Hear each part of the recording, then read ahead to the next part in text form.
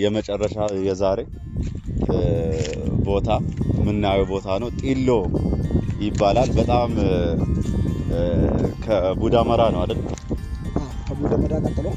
ከቡዳመራ ቀጥሎ በጣም ይመሳሰላሉ ስናያቸው በጣም ይመሳሰላሉ።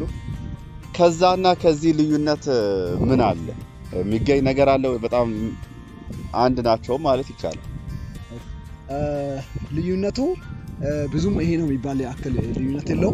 አሁን እውነቱን ለማውራት ጥልቀቱን እና ስፋቱን ስናይ ከዚህኛው ቡዳመራ ይበልጣል። በስፋቱ ሲታይና በጣም የሚገርም ግን በጣም ይመሳሰላል። ሁለቱም ውሃ ሲታይ ጥቁር ናቸው።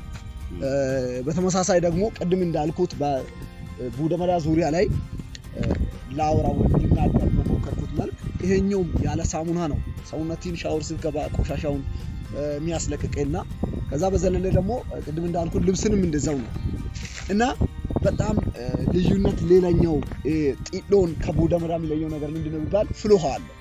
ቡዳመራ ብናይ ፍልውሃ የለውም።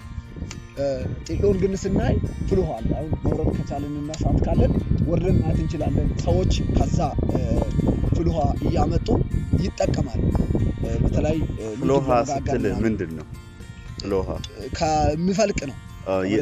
ኦኬ። እዚሁ ጥቁር ውሃ ላይ ሳይካተት ዳር ላይ ያለችና እና ከሱ የሚፈልቅ ነው። ከመሬት የሚፈልቅ ጨዋማ አይደለም። ጨዋማ አይደለም። ንጹህ ነው። ቧንቧ ውሃ ነው የሚመስለው። ከመሬት ተፈጥሯዊ የሚወጣው ውሃ ነው የሚመስለውና ደርሰን ማየት እንችላለን።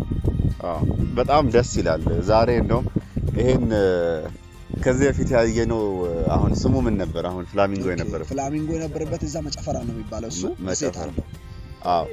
አሁን እኛ ቡዳመራን አየን፣ ጢሎን ሁለተኛ፣ መጨፈራ ከዛ ጢሎ አሁንን እያየን ነው።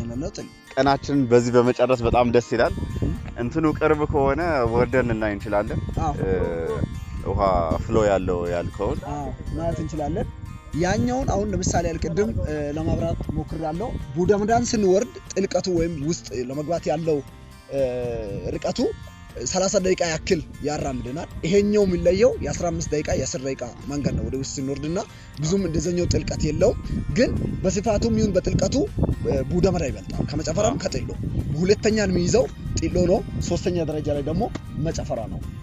በጣም ደስ ይላል። እኔ አሁን